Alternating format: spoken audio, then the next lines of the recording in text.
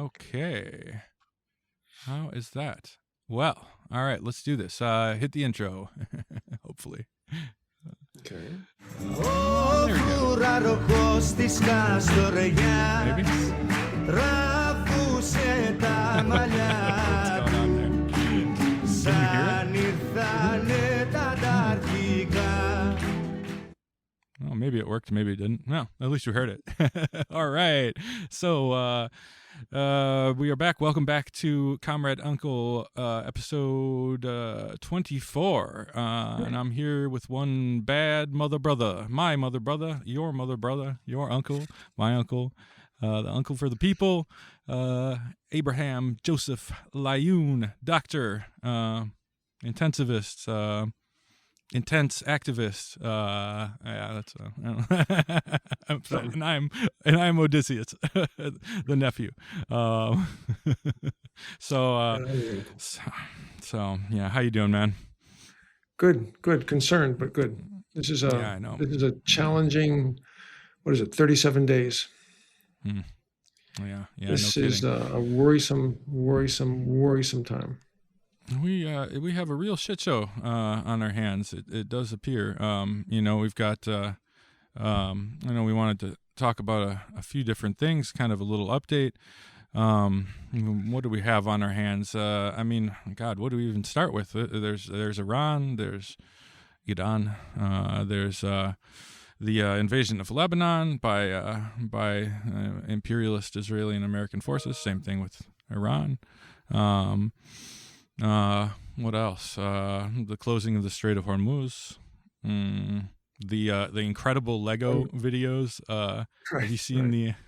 The Iranians are pretty good. That's hilarious, right? The ongoing genocide that continues in Gaza as well as in the West Bank, the ethnic cleansing of the West Bank.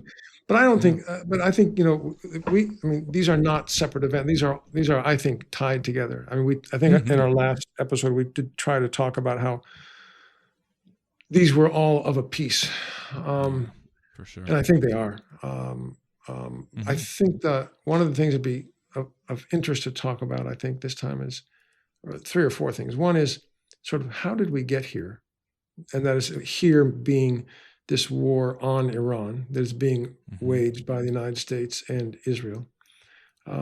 We talked last time about what it means, what that war means. It is, without any doubt whatsoever, all one has to do is go read the United Nations Charter and then read the Constitution of the United States.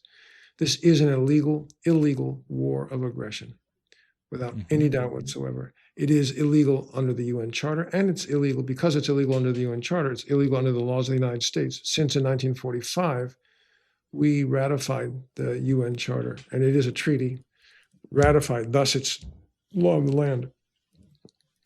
And it's being perpetrated by two, I mean, one can only say rogue states, U.S. and Israel. I mean, there is a great deal of brouhaha about, well, but the Iranians, okay, one does not have to love the government of Iran, although I think it's no less democratic than the government of the United States, but that's a different issue. One does not have to love the government of Iran to oppose this war, since it is, once again, an illegal war of aggression. And I think part of what we ought to consider doing here, what we should do, I think, is how did we get here? What are the moral, ethical sort of positions regarding this war? What are the sort of operational issues? And then what does it mean? Like, what does it mean? Because in the next 36 something, 24, less than 24 hours, actually, something is going to happen. I'm not quite sure what. Trump has been threatening that there will be all hell will break loose. I've forgotten the terms that he used in his idiotic and vulgar tweet. But it basically sounds as if he is preparing for the utilization of nuclear weaponry. So I think we need to at least talk a little bit about that. But first, how did we get here? I mean, what is Iran? I mean, Iran was a kingdom after World War I. The Brits and the French had been speaking to the British and the French had been speaking to the royal family of Russia, and they were going to divide up the Middle East and Iran. And when the Bolshevik Revolution happened, the Bolsheviks, the Russian communists, said, we don't want any part of this. And that stopped. The Iran remained a kingdom until the, I don't know, late 40s, early 50s. I forget when the actual elections were. But the first democratic government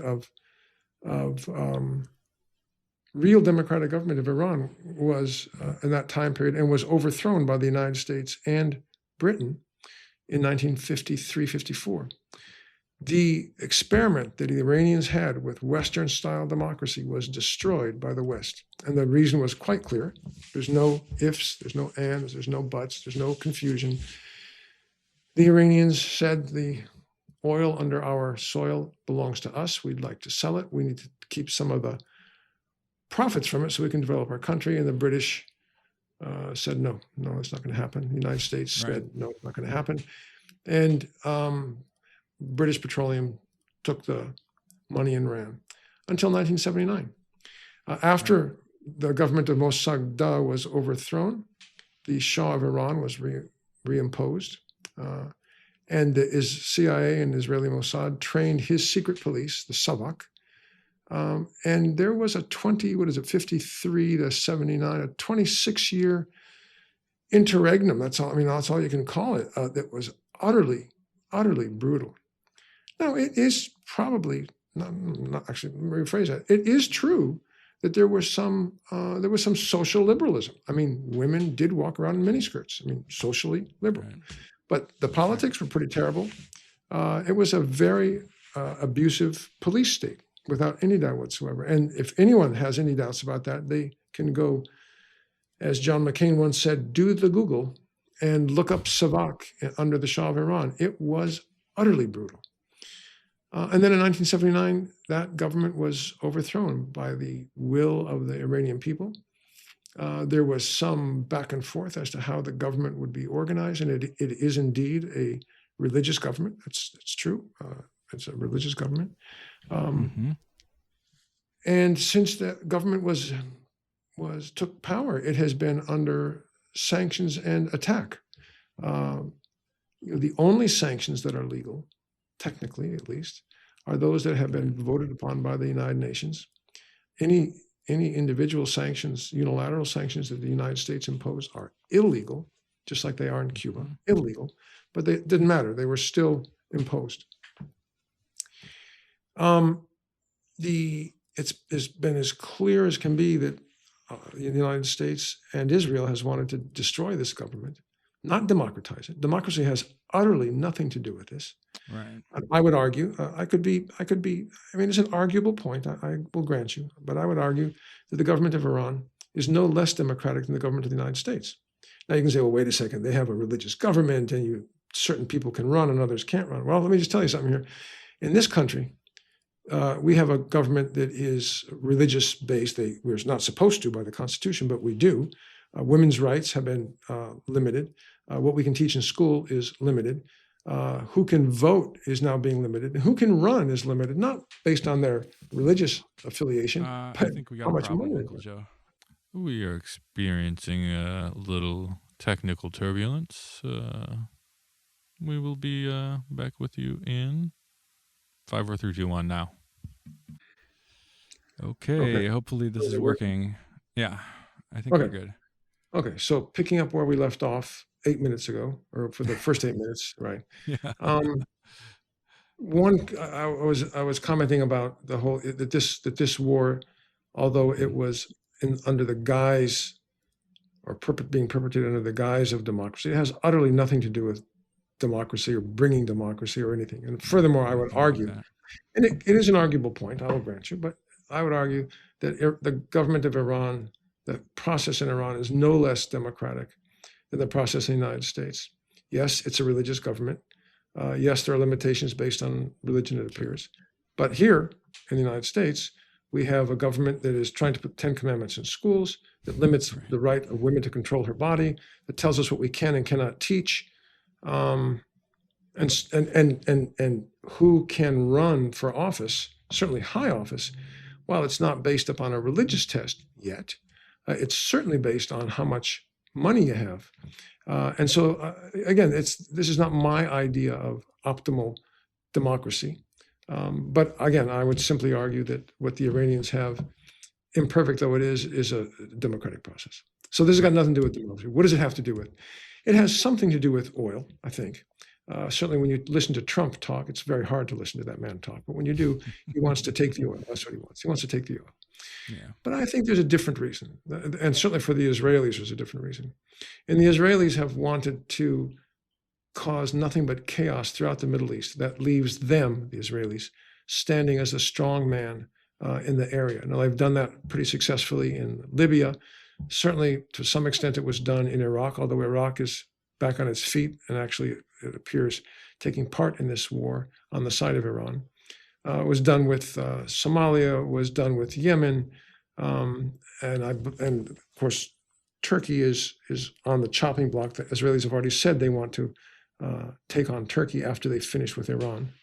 That's not going to happen. They're not going to finish with Iran. Iran may finish with them. Right.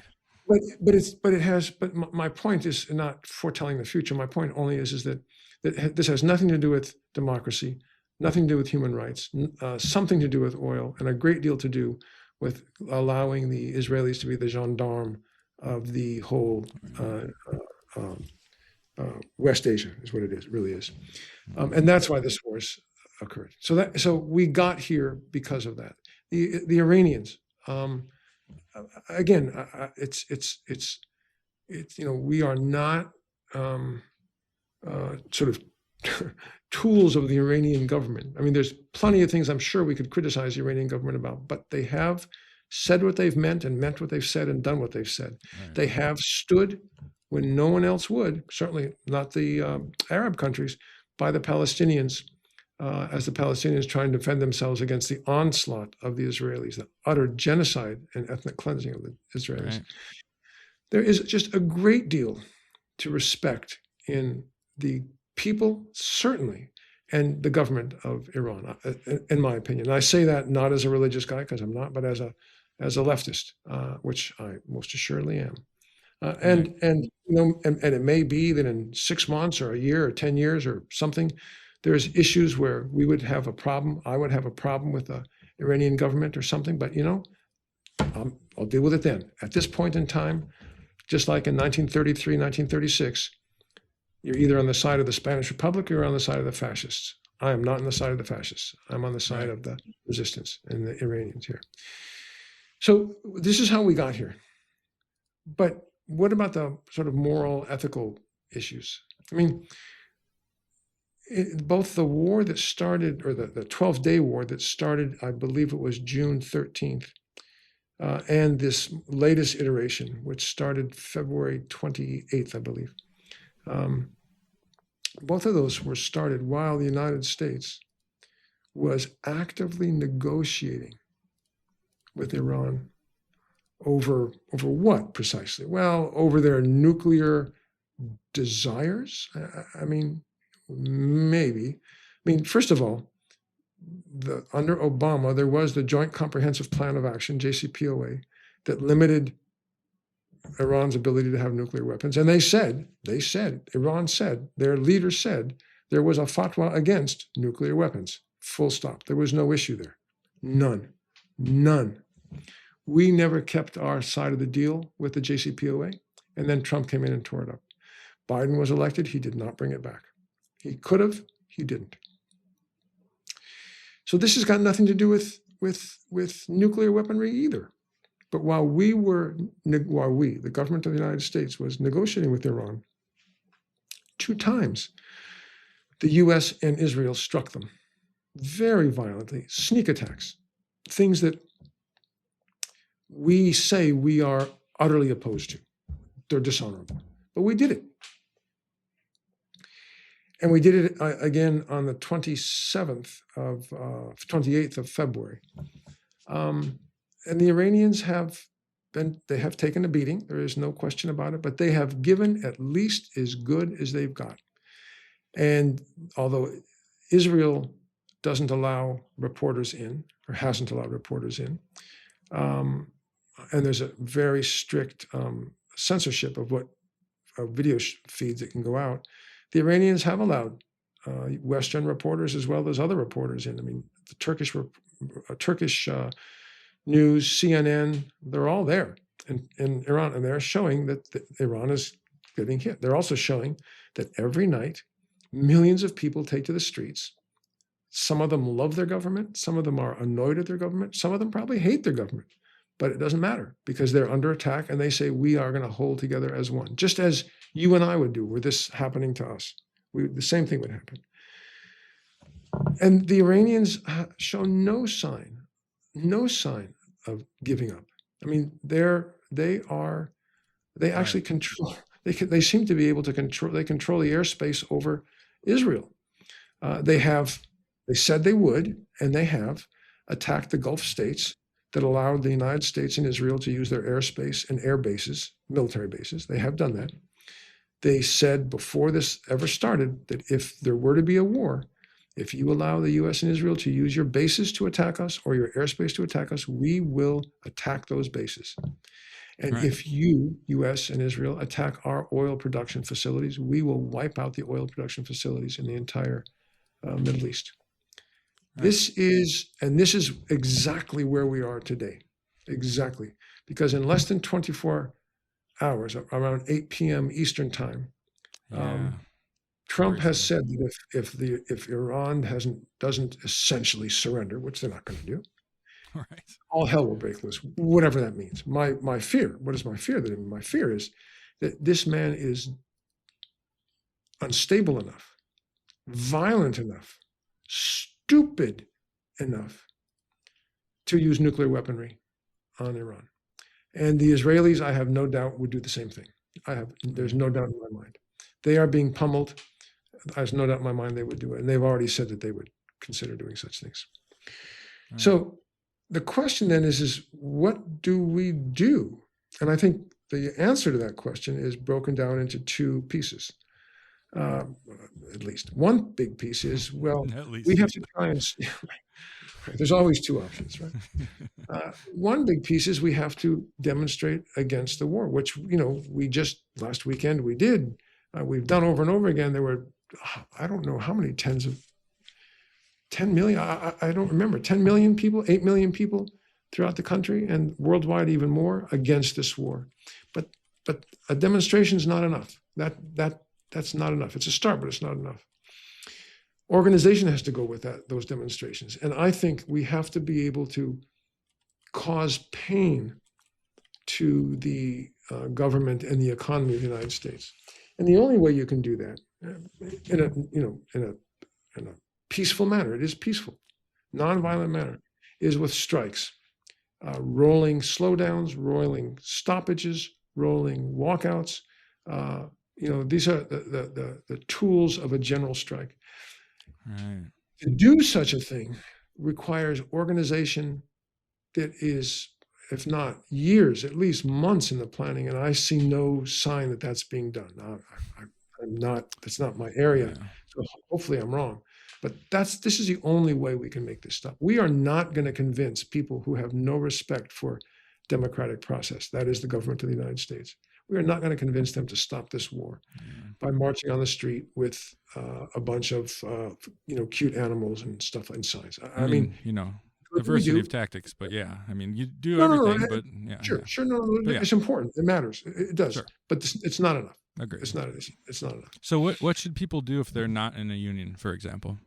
What do you think? Well, so I think all but something on the order of 1 or 2% of the population are working people in this country. Whether you're a physician, you're still a working person. Whether you're at Starbucks, you're a working person. I think you have to find colleagues that you agree with, that you can talk to, and you can decide to create your union. I think, first of all, the unionization is one big basic step. If you can't make that happen overnight, no, surely you can't, at least find people that you can confide in, talk to, and make a plan with. Rolling slowdown, rolling sick call, rolling walkout. I mean, it's a problem doing it with no real organization because, how are you going to take care? Who's going to take care of the kids? What happens if you get fired? What happens if you don't have your health insurance? There's, what about the legal implications? Where are the lawyers that are going to help? All of these things need to be organized for a general strike. Right. And again, when I say general strike, I'm not envisioning something across the entire country, but region by region, slowdowns, walkouts, sit downs, things like that. The only way to start is to start. Right? There's some saying that somebody has said, when is the best time to have planted a tree? 25 years ago. When's the second best time? Right now. Right now. So the organization should have happened 25 years ago. It didn't. I mean, it once did.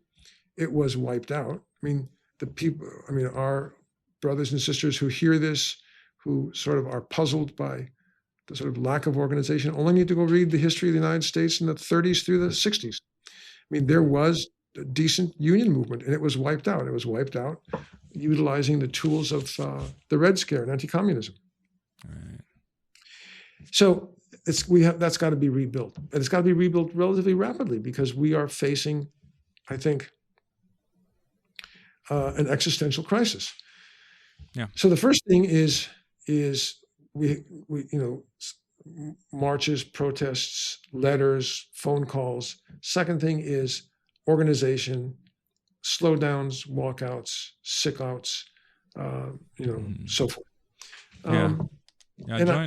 Join a group too would be if you find yourself whatever, a good way to get access to kind of this stuff as it's going on is to consider joining Code Pink or Code Pink, that's the one, right? Or Jewish Voices for Peace. Look up your local, even the DSA, the Democratic Socialists of America, and for people outside of the US, same thing. There's similar groups doing roughly the same work. So even if you find yourself, everybody's kind of atomized, there's a lot of gig workers and stuff like that, you can still get involved, even if it's just talking to your neighbors or something like that. It's and again, sorry to no, sorry, but not to belabor the point, but the atomization, just like the destruction and the chaos in the West Asia, is on purpose, right? It's to leave one man, as it were, one country standing, Israel. Everybody else is in chaos.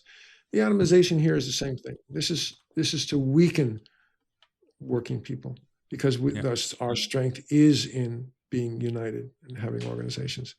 And this is, people may not, as Michael Parenti said, people may not want to use the word class anymore. That may not be the word that people like to use. They'd rather use other words, but class matters. And the ruling class, and there is a ruling class, knows it only too well. And this atomization that has occurred, this is done purposefully. So yes, Jewish Voice for Peace, Code Pink, DSA, there's others. Organization, find an organization. If you meet with your coworkers, talk about what needs to be done. Send us. You can send us an email. Send us emails. We'll send you book lists. We'll do anything we can to help people sort of organize. We're not. That's not what we do. But, contact us if you want. If anybody, we can do that. I'll help you find it. Yeah, we will. But time is unfortunately short. Yes. My concern. Obviously, this is, if we're 24 hours out, there's not much you can do except sort of have a couple of good glasses of wine. But if these, while all of this is going on, by the way, while all of this battling is going on here in Congo and Somalia, Sudan, I'm sorry, the climate emergency, which is real, no matter what the right wants to say about it, continues unabated, and it will at some point catch up with us and cause such trouble that we will no longer be able to ignore it. So there's multiple layers of problems here, and we're just talking about one of the most obvious ones. So while that's going on, I think we have to be concerned about the utilization of nuclear weaponry in the next 24 to 48 hours.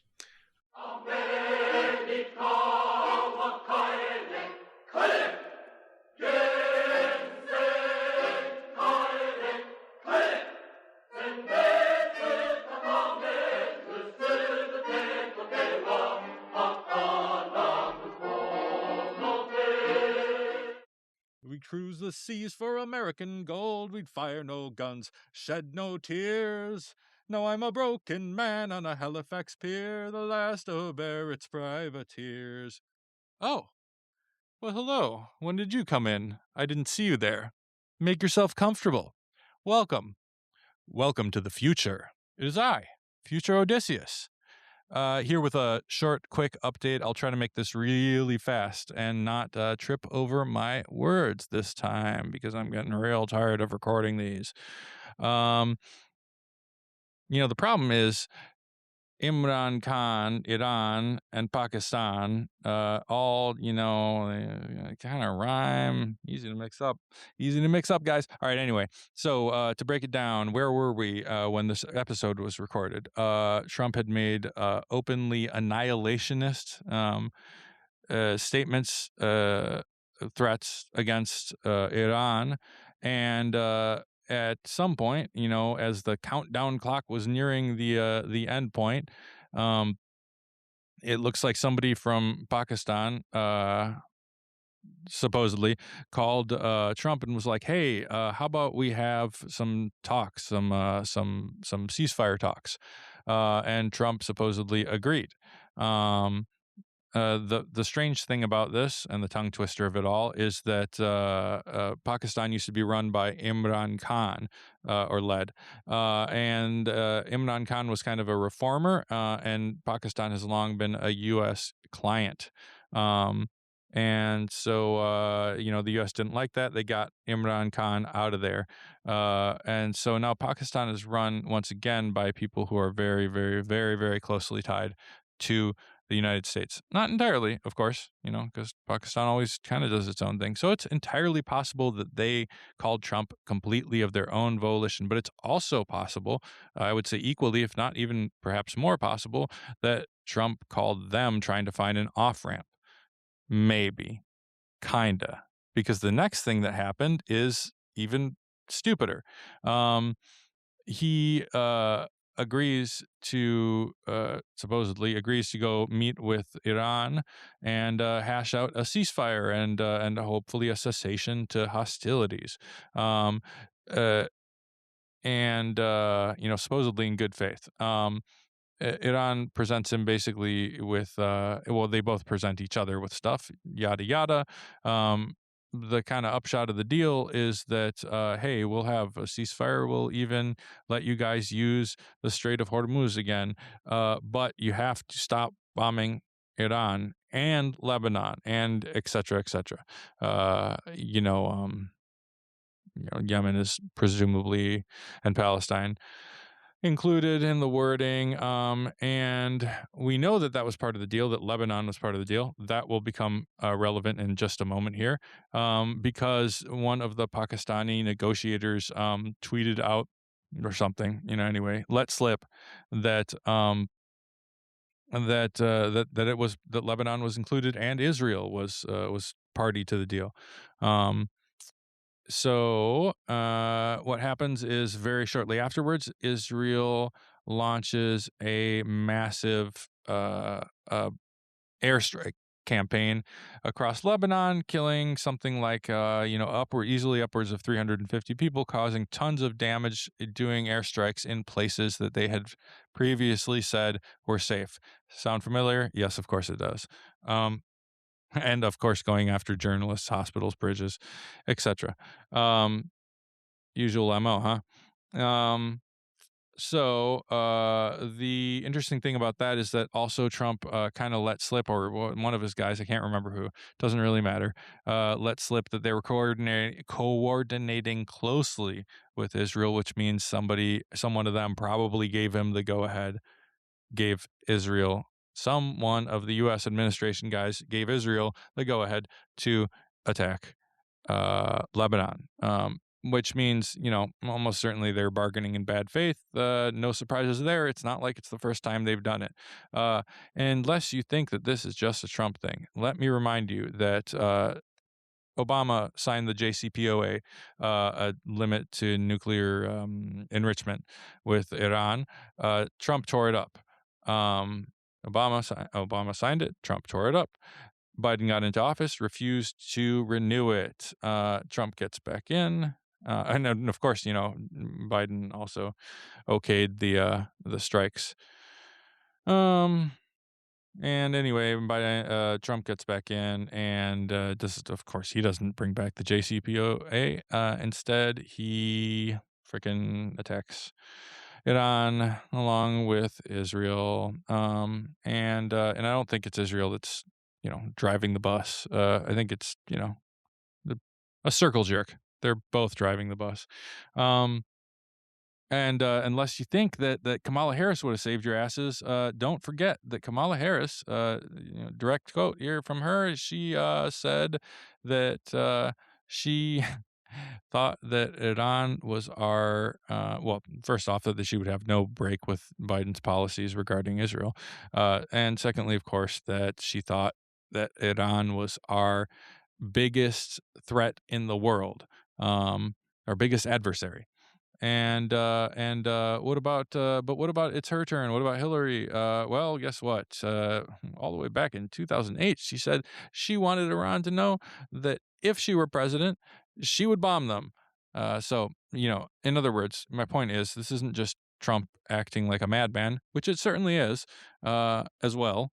But it is, it's an American policy. This is an imperial policy. They want that oil. They have never forgiven Iran for nationalizing their oil, and they want that shit, man. They want it. And not only that, they want, Israel to just kind of dominate and hump everybody in the region like the rabid little fascist dog, they are. And Israel wants to take over everything. Anyway, that's the shit show that we are currently in. Let's see. I don't think. Let me check. In the past 5 minutes, has anything changed? No, probably not. Maybe. Who knows? Hopefully, I can get this episode out before something else changes. So I'm gonna hurry up and finish it up. Get it out to you guys before I have to make yet another correction, because it's not the first run up at this I had. Anyway, future Odysseus out. All right. The Hegseth, who's the Secretary of Defense, calls himself the Secretary of War. He's the Secretary of Defense. Utter incompetent, like the rest of Trump's cabinet, has fired 13 admirals and generals in obviously very high positions. And they have been replaced with what? With what we assume are, yes, men and women, mostly men. And it's unclear completely whether these guys would push back on an order to utilize the worst weapons in humankind's history. It's completely unclear. So as much as it's possible to do, I think, because whether it's 24 hours or 48 or a week from now, I think we are, and certainly the Bulletin of the Atomic Scientist, which keeps track of how close we are to nuclear Armageddon, has moved us, I think it is 90 seconds to midnight, meaning the closest that we've been in decades to nuclear war. I think it's reasonable to start thinking about what you'd do if there was an event, and making plans where you've got canned food and water, and you've got iodine pills. I mean, I hate to talk like this, but I think this is the stuff that needs to be done, because we are being governed by utter rogue agents. We are a rogue government. We are being governed by rogue agents. I think Trump he may literally be mad. The Israeli government is, all you have to do is listen to what they say in Hebrew and in English, and these guys are genocidal thugs. I think we are in deep, deep, deep trouble. And so people have to have, because there's not going to be anyone to take care of us. People have to, find their partners and friends and associates that if things go south, they can pool resources and hang together, because this will not be every man and woman for him or herself. This will be groups of us hanging together with specialized skills, right? If something happens around here, I'm not a hunter-gatherer, I'm a physician, so I can take care of healthcare issues, while somebody else takes their 22 rifle and or something and just. I hope it doesn't. I mean, come one to that, hopes this man. never happens, of course, but the point is to have a plan, to have the tools in your house, food, beans and cans, rice, water for purification, iodine tablets, stuff like that, first aid kits, water purifiers, things like that. To have that and then not use it. Okay, well, then when you're an old man, your wife or your husband or your partner, whomever, can look at you and smile and laugh, and you can say, well, that was a waste of money, wasn't it? And you can say, okay. But if it is necessary, you won't have time to do it when you need it. So that's why it needs to be. I was young. I was just a kid during the 1960s with a Cuban Missile Crisis. And I do remember people desperately building bomb shelters and laying in stocks of things. And, that was scary. And fortunately then, JFK and Nikita Khrushchev, cooler heads prevailed, and we didn't have a war. I'm not sure those people exist today. I mean, they actually, I think they do exist. I think whatever you want to say about the leadership of Iran, they're certainly moderate on that side, yeah, and have been very measured.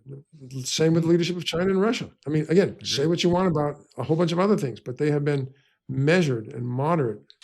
It's the Israelis and the United States that have been acting like chickens with their heads cut off, running around making crazy statements. I know that's a mixed metaphor that doesn't make any sense, but what's his name?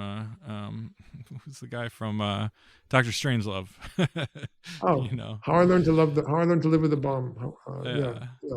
Great movie. It's worth seeing. Especially now. But these, I think these are things that just have to be considered. But again, it's not done. This is not done by individuals by themselves. This is done. You've got to go find people you can talk to who see the danger that we're in, and who are willing to be part of a small group that gets the supplies, that agrees that if things go wrong, this is where we're going to meet. This is what we're going to do. I mean, that's all you can do. That's all you can do. Yeah. Sadly, it's I think saving this for a future episode to some extent, but I mean, we had talked about an episode title of what is to be done at some point, and I guess this is partially that, but it got me kind of looking over Lenin's writings and stuff.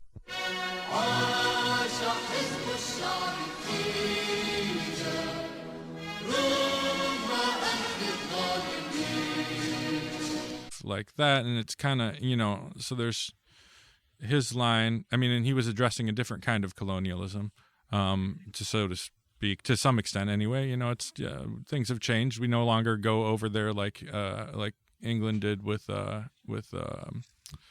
India and just kind of sit there, or like Belgium did with Congo.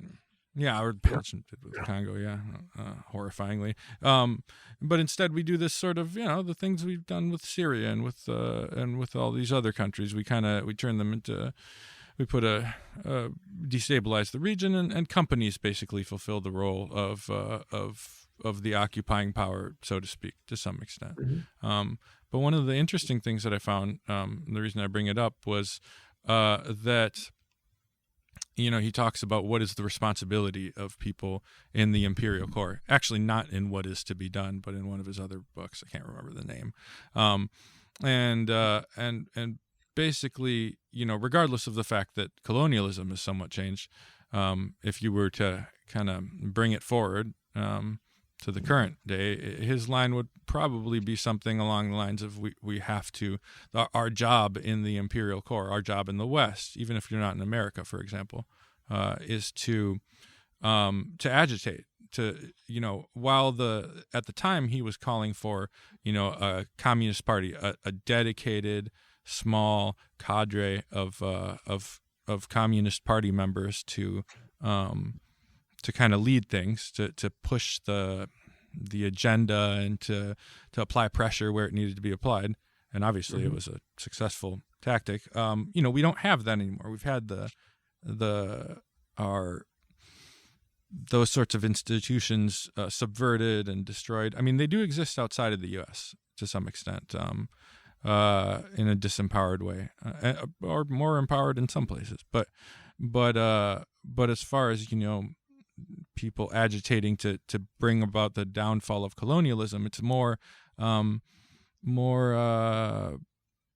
spread out, less we don't have these sort of centralized organizations. We can't have a communist party because they pretty much got inside it and destroyed it. And anything new that you do run into that sort of problem. Not to mention the fact that, when he was talking about making newspapers, that's not really the way the media landscape works anymore. Instead, we have this spread out thing. And what Lenin argued against was spontaneity. He said, just like what you were just saying, this sort of, these spontaneous eruptions out in the street aren't going to change anything. They'll you'll protest, you'll get out in the streets like we have many times. And then look at what happened to Occupy Wall Street, for example, or to a different extent to a variety of these sort of, the anti-war protests. There's these eruptions, spontaneous, in many cases, and then it dissipates. And that's what he was arguing against. He was saying you need to have this cadre. So how do we avoid being part of the complicit class in the present day? And what I would say is that even if things are more spread out now, even if we don't have we can't have a cadre, or maybe it just wouldn't work the same way. Maybe there's a kind of way that that principle can still be applied in a decentralized way where people are working, maybe not as part of a singular organization, but instead, what do we have? We got a bunch of influencers, we got podcasts, we got this, we got bloggers, we have all these journalists, and I mean, I don't know the answer to this. Maybe you, partially you've sort of answered it in some ways, but maybe there's a way to bridge the gap so that you don't become part of the Western privileged, solely benefiting from the colonialism that is destroying the rest of the world and bringing us all close to destruction, and instead apply pressure, become kind of a new cadre, but without the, centralized core of a communist party, for example. As difficult as that situation is, I don't know. What do you think of that? I mean, how could you bridge? So I believe, if I remember the writing correctly, one of the things Lenin commented on was that the spontaneous outbursts are just like pressure relief valves, right? And it's important sometimes, but it's not enough. You've got to organize. Right. People have to be organized. We have to be organized, because certainly the people who run our government and the people who run the economy are organized. They're very well organized. Yeah. And so we have to be organized as well. The mythology of the individualist who doesn't need anybody is just that. It's mythology. We talk about it as the Old West being where, what was it, where, I don't know what, where, individuals just sort of did their thing, but that's really not the way the history of it works. It's people really work together, because it was the only way they could survive. Right. And that's exactly what we have to do. So again, if you're in a union, talk to your union people. If you're not in a union, see if you can find one. If you can't find one or make one, find people you can talk to about issues. You may disagree with them on all sorts of things. That's fine. But it's this issue that's got to be discussed. It's this issue that's going to hurt us in the near future. So find them, organize yourselves. Yeah. Make plans for what happens if the bottom falls out. And again, two separate sets of issues. One is, how do we stop this war? It's got to be stopped. And that's going to take demonstrations and slowdowns and strikes and sit downs and, but organized, Right. And then what do you do if the worst happens?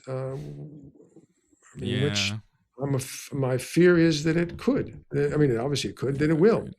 And you have to make a plan for that as well as you can. Yeah.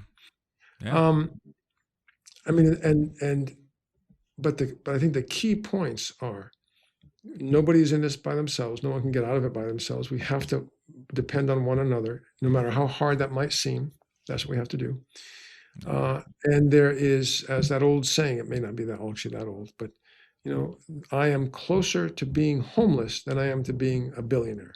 So my people, as it were, are working people who are poor, people who are homeless. I mean, they're more like me than certainly the rich guys are who run everything. Yeah. And we have to try and remember that most of us are never going to be uber wealthy, and certainly not billionaires. Right. Yeah, So I think that's the thing we have to do. I mean, yeah, I think that's it. I mean, it's not enough, but that's it, at least for now. Well, I mean, I don't know what else to do. Yeah, you can try and be deliberate and build power, and have deliberate messaging, not just kind of discontent. The thing that I think, so I saw the voice of Hind Rajab. I don't know if you've seen that one yet. I haven't seen the movie. Awesome, no. Incredible, powerful movie. Actually, all the three of movies that are coming out are incredible. There's the voice of Hind Rajab, All That's Left of You, I think is what it's called, also incredible, and Palestine 36, which isn't I haven't seen it yet.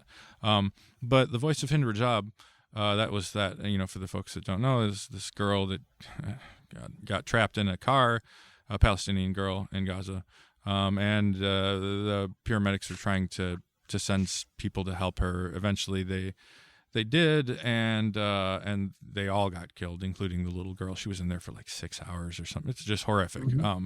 Anyway, the director was talking about, I heard an interview with her, and she was talking about what inspired her to do it. She said, I was sitting, like everyone in an airport somewhere, and I was, like everyone, glued to, looking at my phone, just horrified. And I saw this, and I was like, you hear this recording, and your instinctual, you want to stop it.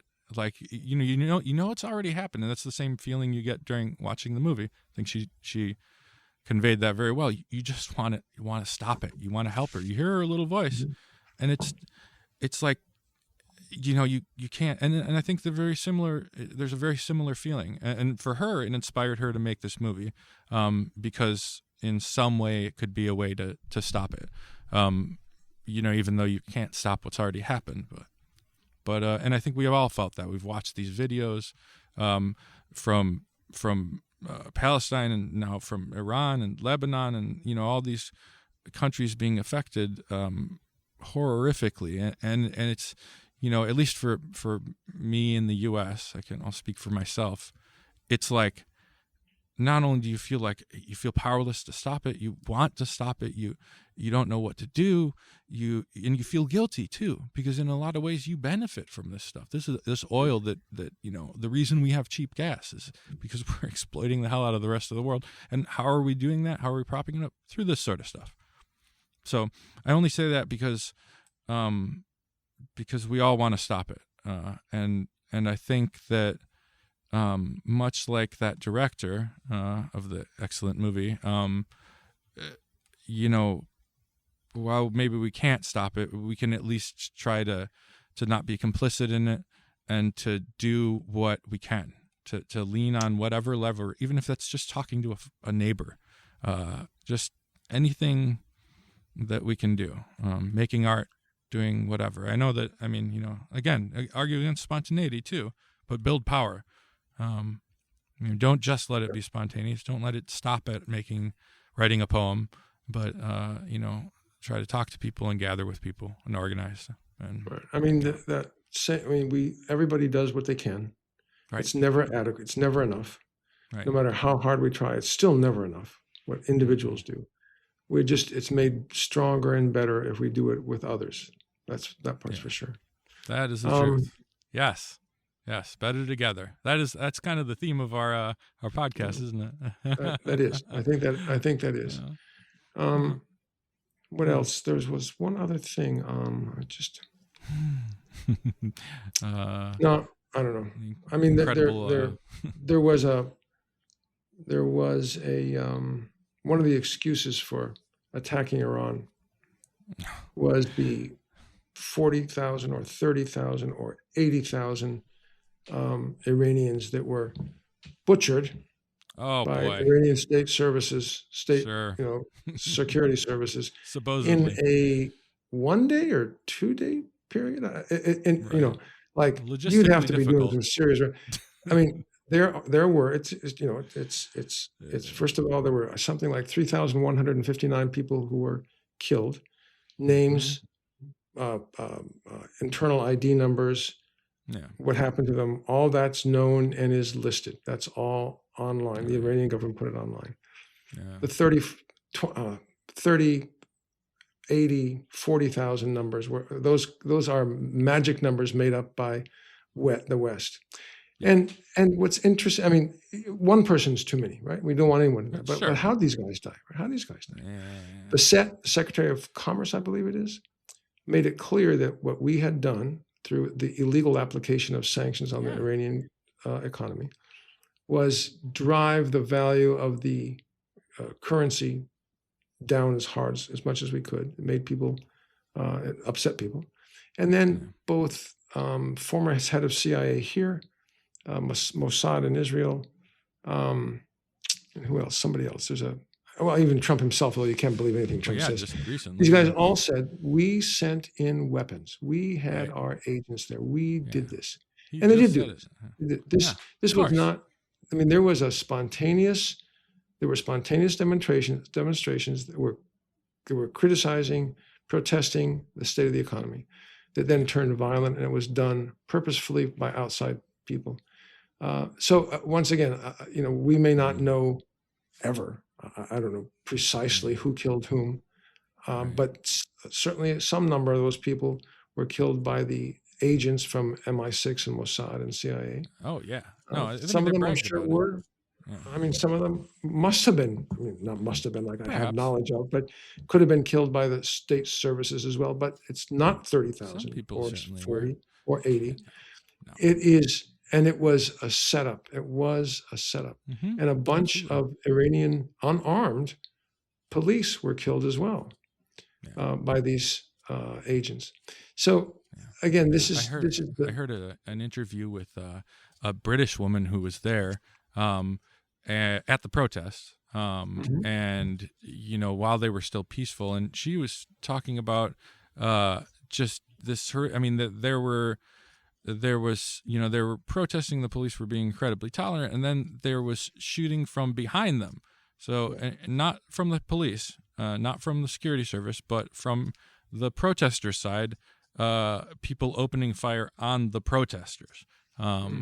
Which is, I mean, this lady was there. I believe it too. I don't know. It does sound like the kind of thing they would do. If you review the history of the overthrow in 53, if you review the overthrow of the Guatemalan government in 54, also by the CIA,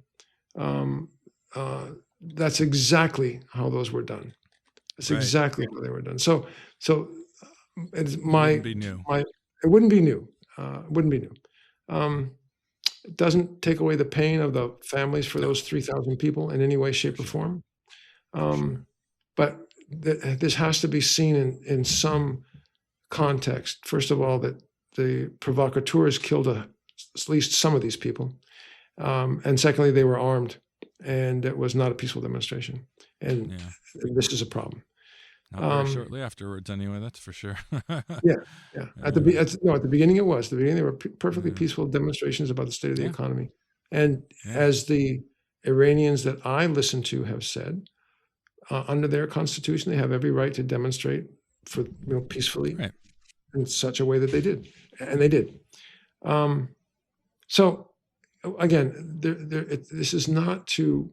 I mean, I don't want to make it seem. I mean, I won't even sugarcoat our own government. I'm not going to sugarcoat someone else's government. There's, every government has its flaws. Every country's got problems they need to work on. But what we're doing, what Israel is doing to the government of Iran, the people of Iran, is utterly uncalled for, utterly criminal, utterly illegal. And as Justice Jackson said at Nuremberg in 1947, I think it was. war of aggression is the crime of crimes. It's a crime from which all other crimes germinate. And that's what we have done and are doing right now. So we are, in case anyone's not gotten the message so far in the last 38 minutes, we are the bad guys here. Yeah. Sometimes it is as clear as good guys and bad guys. And in this case, we are the bad guys. Right. And, I think we said it last time, but I'll say it again. 1933 to 1936 in Republican Spain was a coalition government, and there were members of that coalition that, I don't know, maybe you or I wouldn't have agreed with. But when it came to the coalition government or Germany and the fascists, the Franco, the Phalange, the Franco, it's as clear as can be. It's the republic we stood with, even though we have disagreements. Doesn't matter. And that's the same thing here. Iran is standing up for itself, for the Palestinian people, for the Lebanese people, for the people of Yemen, Ansar Allah. And I think we have to. I think we have to stand with them as much as it's possible to do. This is exquisitely painful, exquisitely terrifying what's going on, and it could get worse yet. Yeah, that's true. Have you seen the Lego, the Iranian Lego thing? I think, I just love it. Those Iranians, they're just such backward mullah. I mean, holy sweet Jesus. What it is, those Lego, they're just propaganda pieces, but they are hilarious. Sure. They're so funny. They are wonderful. Whoever in Iran came up with them, they need to win some award. Don't ask me. I don't know what it is. For real. But they should get are the Peace Prize. Hilarious. Yeah. Yo, Pete Hexif, this one's specially for you. You punk ass rapist bitch, straight from Iran. Tattoo covered clown with that cafe ink on your arm. Think you a crusader? Nah, just a drunk infidel in a fake uniform. Trying to kill all Muslims, wasted in a hotel lobby. Sexual assault settlement in Monterey. Blocked the door, took a phone, paid her off quiet, cause Me Too was on. Now you secretary? What a joke, bro. Yeah. I mean, I just think that it is just so funny. I would have never in a million years thought of such a thing. I know, right? And they did. And they're hilarious. And they're really good. Yeah. Anyone, you can find them. Where do you find them? I guess on. Yeah, I just search for Iran Lego. I don't know. Yeah, Iran Lego music video or Iran Lego video. Like you'll find it. They are just so funny. They are so well done. Pretty good. It's pretty good, man. It's on top of especially funny because our middle son, your cousin, used to build Legos like a crazy boy when he was little, and we have still got boxes and boxes of those things laying around. Nice. Anyway, Legos. All right, man. All right, man. I guess there's as much damage as we can do in 40 minutes, huh? I think so. That's not too bad. I love so you're gonna don't forget the middle music. Yep. I'll add it all in. Yeah, absolutely. Maybe I'll clip some. Yeah, that sounds good. Thank you for being here. Thank you for joining me for another wonderful episode. And if our listeners send in notes, just let me know. We can try and respond to them however we can. Yeah, absolutely. Comrade Uncle Pod at gmail.com, or if you're listening on audio, you should have a text function. Do whatever. Yell loudly from a mountaintop. I'll try and hear you. Okay. Good enough. All right. Thanks. See you next time. Right, see ya. Bye. Bye-bye.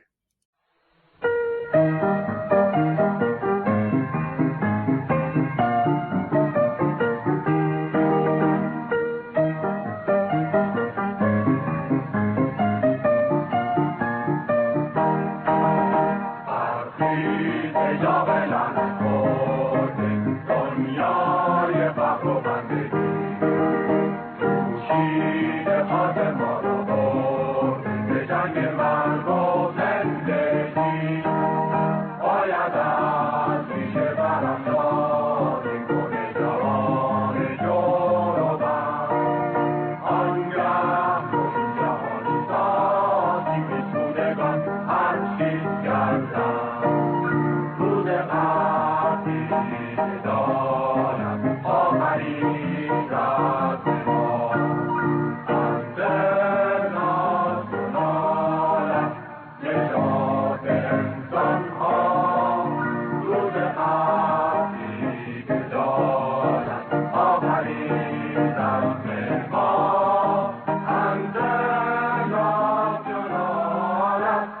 dog.